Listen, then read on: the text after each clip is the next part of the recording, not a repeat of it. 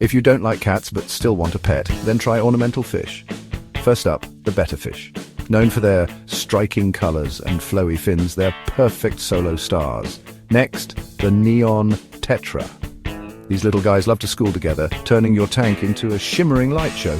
How about the majestic angelfish? They add an elegant flair with their unique shape and graceful moves. And don't forget the guppies.